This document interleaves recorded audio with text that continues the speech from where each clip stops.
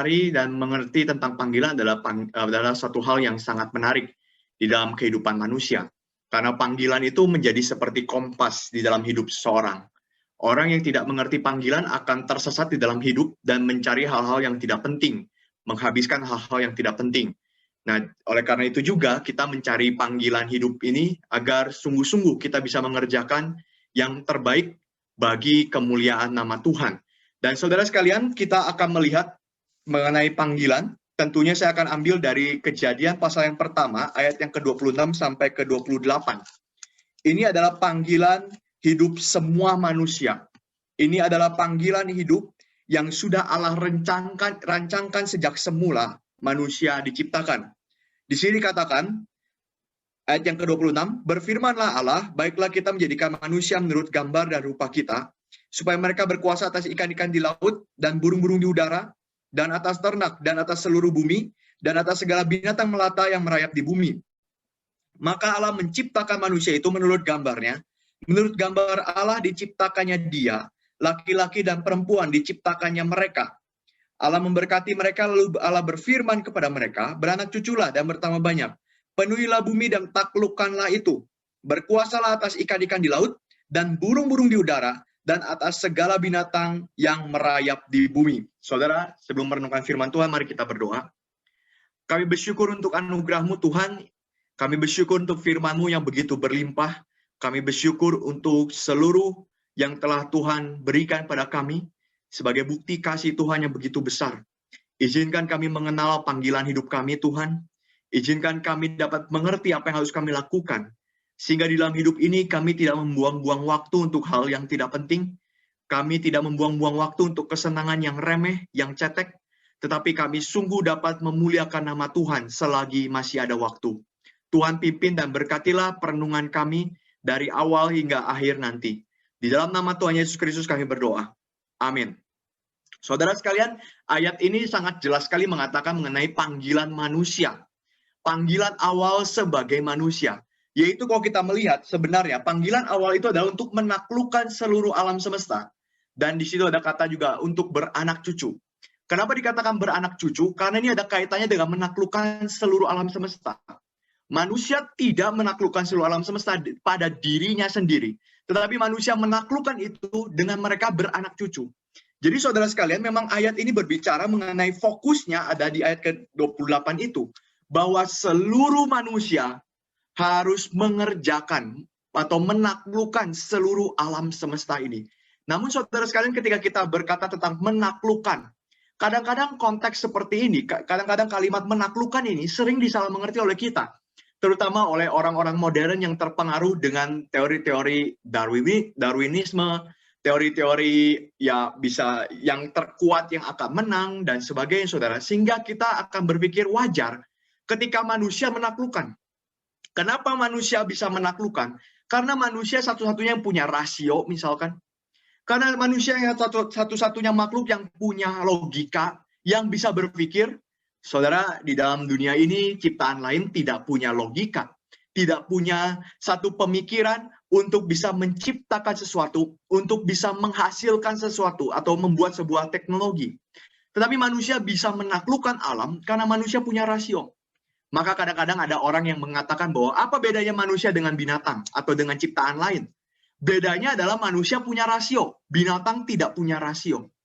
Tetapi saudara sekalian, ketika kita berpikir seperti ini, kita berpikir bahwa manusia bisa menaklukkan karena manusia punya teknologi, manusia bisa menaklukkan karena manusia punya kemampuan tertinggi untuk bisa menaklukkan alam, maka saudara kita sedang tidak berpikir konsep Alkitab. Tetapi kita sedang berpikir konsep dunia, survival of the fittest. Siapa yang paling kuat, dia yang paling bisa menaklukkan. Siapa yang paling kuat, dia yang paling bisa mengerjakan segala sesuatu itu. Bahkan dikatakan dia yang bisa menang, gitu ya. Posisinya paling tinggi, saudara. Makhluk terkuat pasti jadi pemenang. Tetapi Alkitab di sini sedang tidak mengatakan bahwa manusia harus mengadu kuat dengan alam. Manusia bukan mengadu kuat dengan alam, bertanding dengan alam, kemudian ketika sudah bertanding, baru ditemukan pemenangnya adalah manusia. Karena apa? Punya rasio, sehingga dia bisa menaklukkan alam. Tidak, saudara sekalian. Tetapi jelas sekali di dalam bagian ini, bahwa manusia menaklukkan alam itu adalah panggilan yang Tuhan sudah rancang dari semula. Saudara, tidak ada ceritanya bahwa alam membiarkan manusia bertarung dengan alam sehingga manusia bisa menaklukkan sendiri alam. Gak ada, saudara. Tetapi manusia langsung diberikan perintah oleh Tuhan beranak cucu dan taklukkan bumi. Taklukkan bumi. Sehingga saudara, manusia dapat perintah itu, baru manusia kerjakan perintah itu. Ini terbalik ya saudara sekalian dengan prinsipnya dunia. Dunia mengajarkan bahwa kita gapai itu, kita kejar dulu itu, baru kita akan menikmati. Tetapi Tuhan tidak lakukan itu. Tuhan tidak katakan kamu kejar dulu, baru kamu bisa menjadi penguasa dari alam. Baru kamu bisa mendapatkan istilah mahkota sebagai ciptaan. Tidak. Tetapi Tuhan yang berikan kepada manusia dulu. Dan mereka yang menjalankan itu, saudara. Maka manusia diberikan hak untuk menaklukkan bumi. Dari siapa? Dari Tuhan. Bukan karena manusia punya rasio. Bukan karena manusia punya logika, punya etika, atau punya hati, dan lain sebagainya. Tapi memang Tuhan yang perintahkan terlebih dahulu. Pertanyaannya saudara sekalian, kenapa manusia harus menaklukkan dunia? Kenapa manusia harus menaklukkan dunia? Ini menjadi pertanyaan yang kita lihat ketika membaca ayat ini. Jawabannya kita harus kembali kepada prinsip manusia sebagai gambar dan rupa Allah. Saudara, satu perikop itu sebenarnya sangat baik sekali ya. Gregory Bill itu mengkaitkan seluruh perikop itu dengan gambar dan rupa Allah. Termasuk ini berbicara nanti tentang jodoh ya. Berbicara tentang pasangan hidup dan lain sebagainya. Ini semua dikaitkan dengan gambar dan rupa Allah. Maka saudara, manusia diberikan tugas itu karena mereka adalah gambar dan rupa Allah. Dan konteks ini tidak bisa dipisahkan dari segala kehidupan manusia di bumi. Maka saudara, manusia dibedakan dari binatang, dari tumbuhan, dari reptil, dari unggas, dan apapun ciptaan yang lain. Bukan karena manusia punya rasio, tetapi manusia adalah gambar dan rupa Allah. Hanya manusia yang dikatakan sebagai gambar dan rupa Allah. Dan ini hal yang jelas dikatakan oleh Alkitab. Manusia diberikan panggilan untuk menaklukkan bumi karena mereka adalah gambar dan rupa Allah. Kenapa mesti manusia yang menaklukkan bumi? Saudara, kita harus kembali melihat kepada penciptaan, kisah penciptaan. Bahwa Allah menciptakan segala sesuatu. Dan segala sesuatu yang diciptakan Allah itu adalah miliknya Allah. Kadang-kadang kita suka berpikir secara parsial ya. Kita berpikir bahwa yang baik punya Allah, yang buruk bukan punya Allah. Tidak saudara sekalian. Di dalam seluruh ciptaan ini tidak ada kategori ini bukan punya Allah. Maka Abraham Kuyper mengatakan saudara sekalian, tidak ada satu inci pun dari seluruh ciptaan, dari seluruh alam semesta, di mana Tuhan tidak berkata, ini milikku. Semua dari alam semesta adalah haknya Tuhan. Semua dari alam semesta adalah klaimnya dimiliki oleh Tuhan sendiri. Sehingga saudara sekalian, Tuhanlah yang menciptakan, dan Tuhan yang memiliki segala sesuatunya. Pertanyaannya sekarang kita tanyakan, kenapa Allah mau mencipta? Kenapa Allah harus mencipta? Kenapa Allah repot-repot harus mencipta, saudara? Untuk apa Allah menciptakan? Saudara, manusia, kalau ditanyakan seperti ini, buat apa kamu bikin mobil misalkan ya? Kamu buat pabrik mobil. Untuk apa kamu bikin pabrik mobil? Biasanya manusia akan kembali kepada diri sendiri. Ya, ini untuk ketenaran saya. Saya posting hal-hal yang berkaitan dengan prestasi saya di media sosial untuk saya menjadi lebih tenar, untuk saya menjadi orang yang lebih terkenal. Saya melakukan ini itu untuk kepentingan saya, demi saya sendiri. Tapi kalau kita tanya kepada Allah, saudara sekalian, kenapa Allah mencipta? Apakah Allah mencipta untuk dirinya sendiri? Hanya untuk dirinya sendiri? Apakah Allah mencipta karena kesombongannya sendiri untuk memamerkan kekuatan kepada seluruh ciptaannya? Tentu saja tidak, saudara sekalian. Allah bukan pamer kekuatan, tetapi Dia mencipta karena ingin memanggil manusia berbagian di dalam ciptaannya. Saudara, ini konsep yang sangat penting harus kita mengerti. Karena ketika kita mengerti hal ini, kita akan kerjakan panggilan kita dengan sungguh-sungguh. Karena panggilan itu bukanlah sebuah paksaan, saudara. Panggilan itu bukanlah sebuah hal yang menyiksa kita. Tetapi panggilan itu adalah undangan Allah untuk berbagian di dalam kemuliaannya. Dan Allah sudah nyatakan ini sejak awal manusia diciptakan. Maka Allah menciptakan segala sesuatu untuk memanggil manusia berbagian di dalam ciptaannya yang bisa memuliakan Allah. Sehingga saudara sekalian, kalau kita baca dalam kisah penciptaan, apakah kita bisa potong kisah penciptaan itu? Misalkan ya, Allah menciptakan berapa hari? 6 hari ya, dari awal sampai akhir. Biasa ada orang Kristen yang bedakan seperti ini ya.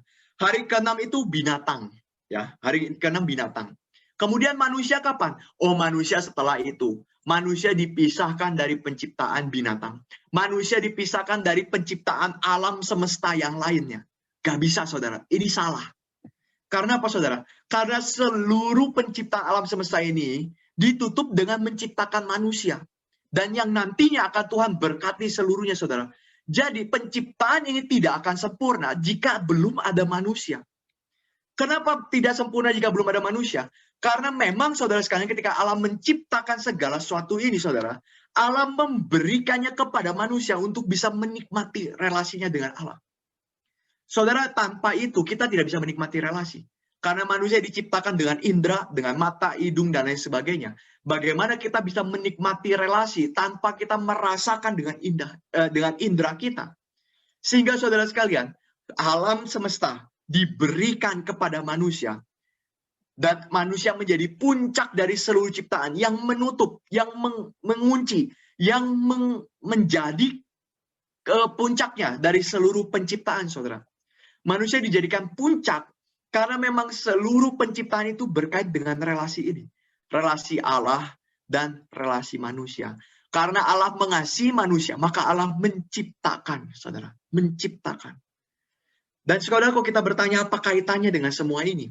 Kaitannya adalah, saudara sekali lagi, Allah sangat ingin membagikan kelimpahan dari kemuliaannya kepada manusia.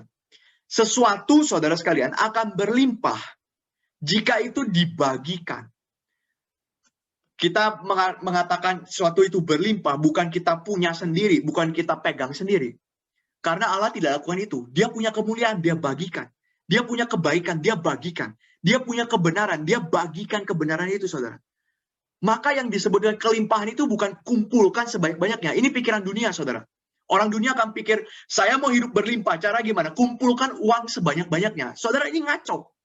Ini bukan pikirannya Tuhan. Alkitab mengatakan justru dengan memberilah kamu akan mengalami yang namanya kelimpahan. Dan Allah melakukan ini. Allah memberi kepada manusia kebaikannya, kasihnya, cintanya. Sehingga ini adalah satu kelimpahan yang dibagikan kepada manusia untuk bisa menikmatinya. Ini adalah bagian dari kebaikan Allah. Dia mencipta bukan untuk dirinya sendiri saja. Dia mencipta bukan untuk kesombongannya, kekuatannya, atau apapun itu ya, tentang menyombongkan diri dan lain sebagainya, tidak. Tetapi untuk sekali lagi, manusia berbagian di dalam kelimpahan ini. Bagaimana cara berbagiannya, saudara? Allah memanggil manusia untuk berbagian, saudara. Ini sangat indah sekali, saudara. Dia mau kita berbagian di dalam kelimpahan, tetapi dia tidak paksa kita. Saudara, dia tahu manusia akan limpah di dalam hal ini, tapi dia tidak paksa kita.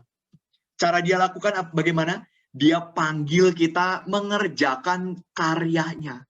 Maka kalau saudara lihat di dalam Kejadian ini sangat indah sekali. Seluruh yang sudah diciptakan oleh Tuhan itu semuanya dikasih ke manusia, saudara. Nggak ada Allah berkata, oh pohon jangan kasih ke kamu ya. Ini pohon saya aja yang pelihara, saya aja yang rawat ya. Kamu biarkan tumbuh-tumbuhan yang lain ya. Kamu biarkan binatang yang lain. Enggak, saudara. Allah katakan seluruh bumi itu ditaklukkan oleh manusia. Semuanya langsung dikasih, saudara. Kok Allah mau baik begini? Kok Allah begitu mengasihi? Iya, karena dia tahu. Dengan demikian, manusia bisa hidup berlimpah di dalam mengerjakan karyanya. Maka saudara Abraham Kuyper mengatakan bahwa panggilan ini bukan semacam surat perintah. Kadang-kadang kita manusia ya, ada atasan, ada bawahan, ada bos, ada karyawan, dan lain sebagainya. Ketika kita mengatakan, ayo kamu berbagian, join di dalam company kita, atau ya apapun lah saudara sekalian ya, kita akan melihatnya bahwa itu adalah surat perintah. Dan terkadang kita tidak mau pun melakukan itu, kita terpaksa melakukan itu. Kita terpaksa untuk join ke satu tempat, karena apa? Karena ada relasi sebelumnya, karena ada kesepakatan sebelumnya, dan sebagainya, saudara. Tetapi Allah tidak lakukan ini, saudara. Tetapi Allah tidak melakukan ini. Dia tidak paksa kita. Tapi dia ajak kita berbagian di dalam kelimpahannya itu. Dan manusia tidak mungkin, sebenarnya saudara, tidak mungkin menolak panggilan ini. Karena apa saudara? Ketika manusia tolak panggilan ini saudara, ketika manusia berusaha untuk keluar dari panggilan ini saudara, maka manusia akan masuk ke dalam tahap kematian. Dan inilah yang terjadi dalam Kejadian saudara. Allah memanggil manusia untuk berbagian di dalam ciptaannya. Tetapi yang dilakukan oleh manusia adalah dia mau dirinya sendiri yang menjadi bos. Dirinya sendiri yang mencari kelimpahan hidup. Dia mau mengatur kelimpahannya sendiri. Maka manusia masuk ke dalam kematian. Dan saudara, di dalam Alkitab, pilihan hanya ada 2. Gak ada banyak saudara. Kalau di dalam hidup kita ya, ada setengah hidup, setengah mati, ada sekarat, ada koma, ada titik, atau tanda seru, atau apa saudara. Banyak sekali istilahnya ya, antara hidup dan mati itu. Tapi di dalam Alkitab tidak. Pilihannya hanya 2. Kita akan menikmati kelimpahan kehidupan, kelimpahan hidup, atau kita akan menikmati, atau kita akan mengalami yang namanya kematian. Hanya ada 2 itu saja. Gak ada yang lain, saudara. Tidak ada yang setengah-setengah. Manusia diperhadapkan hanya kepada hidup, menikmati kelimpahan di dalam Tuhan, atau mati, kehancuran di luar Tuhan. Gak ada lagi. Dan defaultnya, dari seluruh ciptaan, manusia dipanggil untuk menikmati kelimpahan hidup di dalam Tuhan. Itu sebab manusia diciptakan sebagai gambar dan rupa Allah.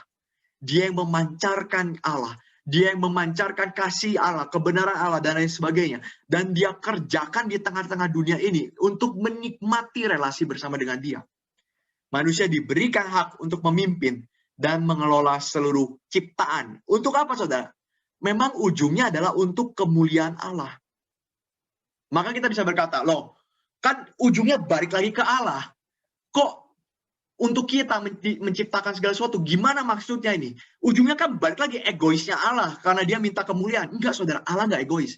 John Piper pernah mengatakan, saudara sekalian, bukankah ketika kita berada di dalam dia, yang kita rindukan juga adalah memuliakan Allah? Saudara, kalau kita ada di dalam dia, kalau kita begitu mengasihi dia, satu-satunya hal yang kita rindukan adalah kembali memuliakan Allah. Maka saudara sekalian, ketika segala sesuatu dilakukan untuk mempermuliakan Allah, itu bukan dengan hati kita mengatakan, aduh kenapa Allah lagi, kenapa Allah lagi. Enggak, saudara.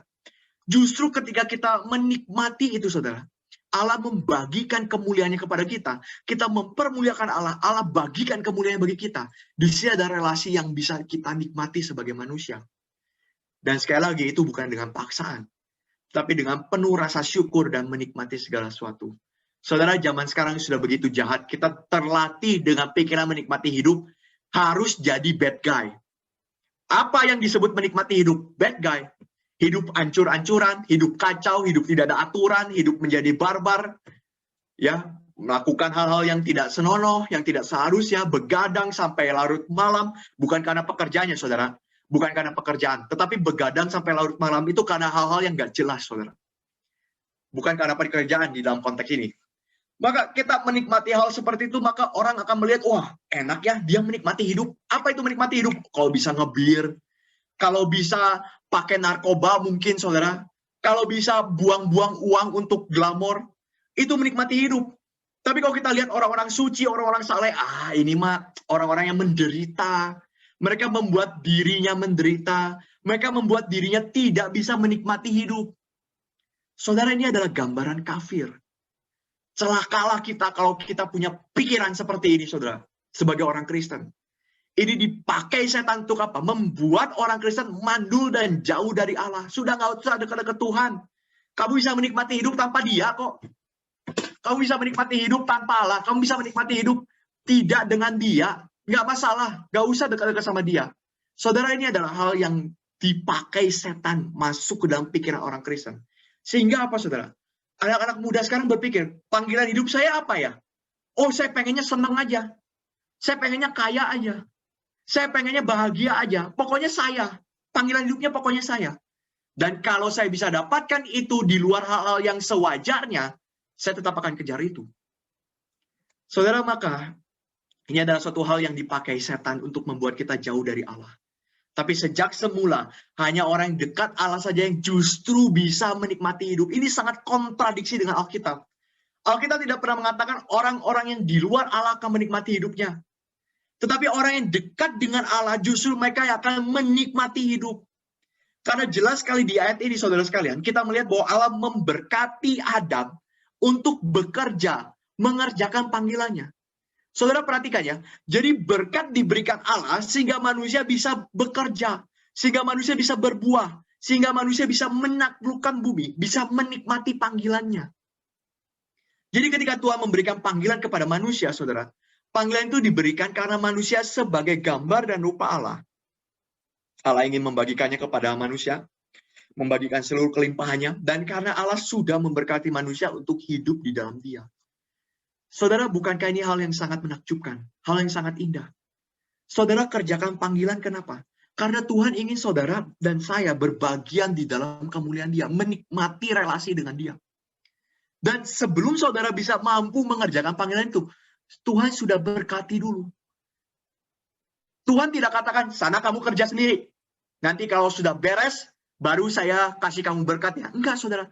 Tuhan berkati dulu, baru mengerjakan. Saya ingat satu perkataan dari Ibu Inawati Teddy, ya, penginjil vikaris Ibu Inawati Teddy. Dia mengatakan satu kalimat sangat jelas sekali, saudara sekalian, bahwa perintah Tuhan itu tidak pernah tanpa berkat Tuhan menyertai. Saudara, bukankah ini hal yang sangat membuat kita bisa enjoy dengan apa yang Dia inginkan? Dan saudara, kita sekarang masuk ke dalam bagian yang terakhir dari apa yang saya bawakan. Bagaimana kita bisa memuliakan Allah? Kita katakan, oke, ketika kita mengerjakan panggilan hidup itu, kita bisa mengerjakan panggilan itu untuk menikmati relasi dengan Dia, untuk menjadi manusia yang berlimpah hidupnya, dan juga untuk bisa memuliakan Tuhan. Ini di dalam pengakuan Imam Westminster, ya saudara. Pengakuan Imam Westminster mengatakan bahwa tujuan hidup manusia adalah untuk menikmati Dia dan memuliakan Dia. Kita sudah bicara tentang menikmati Dia. Kenapa bisa menikmati Dia? Tadi sudah dibicarakan. Sekarang bagaimana memuliakan Dia? Saudara, saya melihat dari Mazmur pasal yang ke-148. Ini Mazmur 148, saudara bisa lihat dan bisa baca sendiri. Di sana ada bicara tentang matahari, bulan, binatang, tumbuh-tumbuhan, binatang melata, burung-burung, dan lain sebagainya. Dan semua memuji Tuhan. Semua alam ciptaan Tuhan memuliakan Dia. Bagaimana caranya Allah memuliakan Dia? Saudara Pendeta Jimmy Pardede mengatakan seluruh alam itu memuliakan Allah dengan menjadi dirinya masing-masing. Bagaimana matahari memuliakan Allah? Apakah dia bernyanyi untuk Allah? Tidak. Apakah dia membuat him untuk Allah? Tidak. Dia memuliakan Allah dengan menjadi dirinya, dengan menjadi apa yang Tuhan sudah rancangkan pada dirinya. Bagaimana bulan lakukan itu? Bulan juga sama.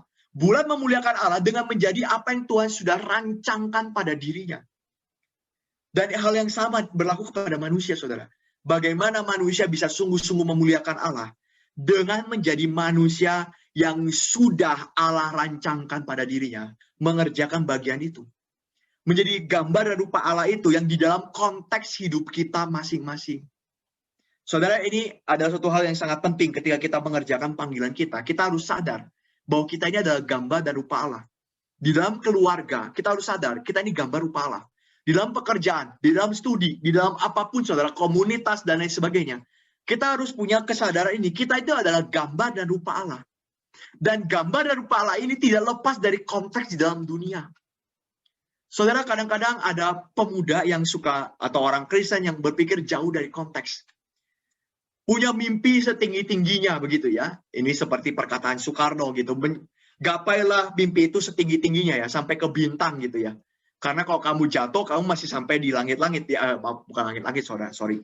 Sampai di awan ya, saudara.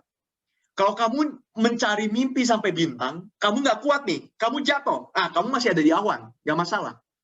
Ini pikiran dunia, saudara sekalian. Akhirnya apa? Ini membawa, saya tidak katakan, saudara, kita harus menjadi orang yang pesimis. Bukan, saudara ya, bukan. Saudara boleh bermimpi, boleh. Kita boleh punya mimpi, boleh. Kita boleh punya harapan, boleh. Kita boleh punya planning ke depan untuk dikerjakan, boleh.